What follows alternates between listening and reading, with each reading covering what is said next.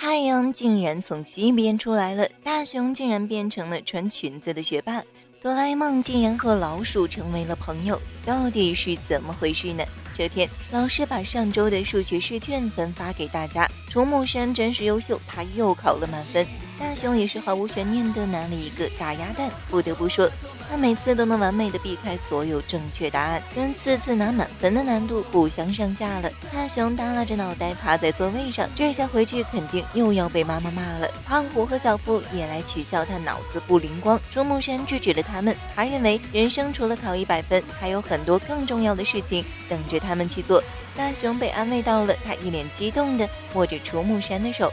今晚是七夕，所以大熊正在对着星星许愿，希望自己能够变聪明。但求星星不如求哆啦 A 梦，大熊拜托哆啦 A 梦把他变聪明。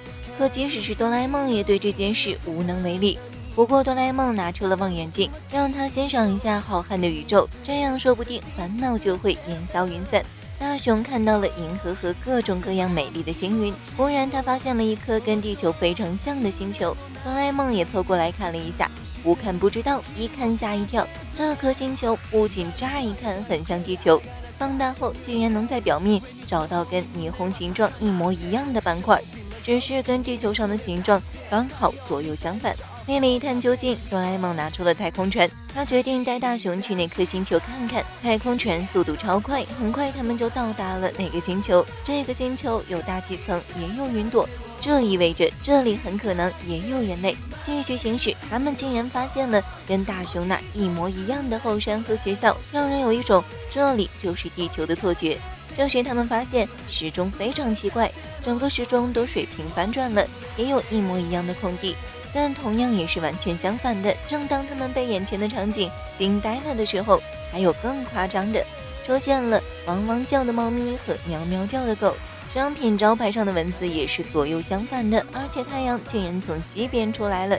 他们好奇地来到野比家，平常这个点是爸爸出门上班的时间，但这里竟然是爸爸送妈妈出门上班，而且在这里的男性被叫做妈妈，女性则是被叫做爸爸。哆啦 A 梦终于明白了，这个星球上的事物不仅是左右相反，连男女性别也是相反的，所有的事物都跟地球相反，这里就像是一颗颠倒星球。那在这里也有大熊吗？他们带着好奇心飞上2楼，正巧撞见了来开窗户的女装大佬，哦不，大熊。这里果然也有一个大熊，名字也叫野比大熊，两个人长得一模一样，但衣服不一样。这个大熊竟然也认识哆啦 A 梦，原来这里也有一只女装版的哆啦 A 梦。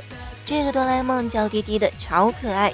两个哆啦 A 梦打起了招呼，你好，很高兴认识你，我是哆啦 A 梦。你好，我也是哆啦 A 梦，可是我高兴不起来耶。女装大熊的书柜放满了很有深度的书籍，跟大熊的书柜正好相反。女装哆啦 A 梦非常自豪地介绍说，我们家大熊是世界第一的天才小学生。接着他掏出一沓的满分考卷。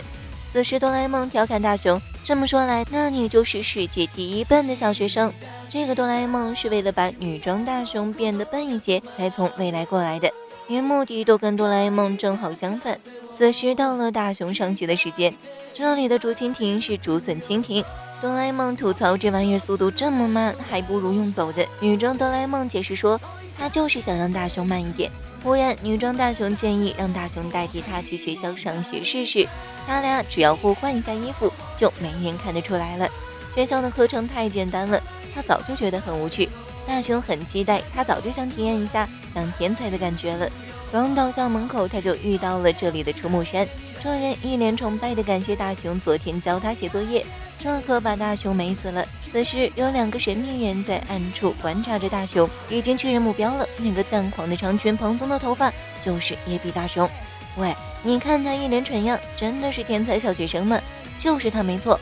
这2人看着就不像好人，大熊可要小心喽。这里的老师也开始分发试卷，这女装真的辣眼睛。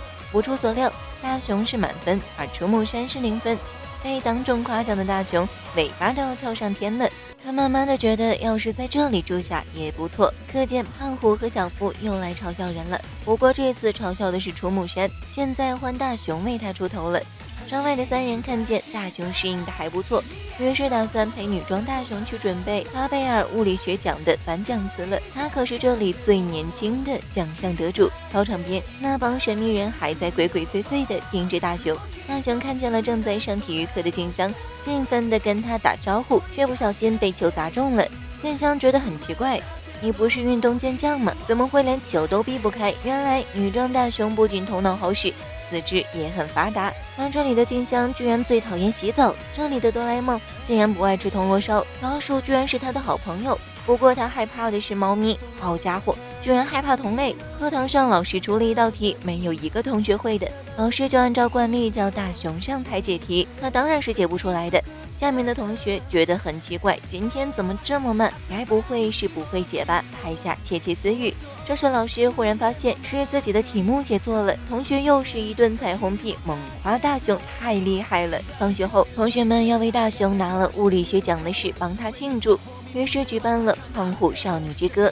一听到要听胖虎唱歌，大雄的脸都快吓没色了。好在这里的胖虎唱歌很好听。哆啦 A 梦他们过来接大雄回家，这时那帮神秘人开着车来到大雄面前，说想要借用他的聪明才智。女装大佬也飞过来吃瓜。神秘人看见有2个大雄，他们没时间考虑那么多了，就把2个一起抓走了。2个哆啦 A 梦赶紧追了上去，哆啦 A 梦急中生智，给车上贴了一个追踪器。奇怪的是，追踪器显示车竟然冲进了海里。另一边，2个大雄被一个博士抓来了，这人自称是想要得到全世界。他研究了一个不知道有啥用的大机器，他想让大雄帮他给机器装上脑子。2个大雄，一个很冷静，一个哭哭啼啼。博士点名要看起来比较聪明的大雄去帮他完成机器的设计。冷静的大雄立刻开始装疯卖傻，让另一个大雄去摆弄那个机器。大雄坐在机器前十分委屈，他再也不想当什么天才了，他只想回家。于是他就在机器上一通乱按，机器就这样被他搞坏了。另一个大雄趁博士分心的时候，立刻抄起椅子砸向他，救下了大雄。但博士的手下又拦住了他们的去路。博士开始装了，你们想做什么？可别小看了我。话还没说完，他就被一扇门挡住了。原来是哆啦 A 梦的任意门，他就走了2个大雄，留下这帮坏蛋四处乱窜。最后暴走的机器直接毁掉了博士的秘密基地。神奇的是，这里的火山竟然是喷水的。聪明的大雄跟大雄道了歉，因为他不想帮坏人的忙。他觉得如果是大雄的话，一定会帮倒忙的。大雄一点也不在意，他很理解，因为没有人会愿意帮坏人的忙。这一点无论在哪个星球，大家的理念都是一致的。天空中出现了彩虹，大家一起欣赏着这美景。最后，聪明的大雄跟大雄约定，他要更加努力用功，让更多的人可以进行宇宙旅行。总有一天，他们会再次相遇的。最后，大雄和哆啦 A 梦乘坐飞船回到了地球。好了，本期问题：你相信有平行时空吗？你相信在另一个时空有一个跟自己完全相反的自己吗？欢迎大家留言、点赞和关注哦，咱们下期见。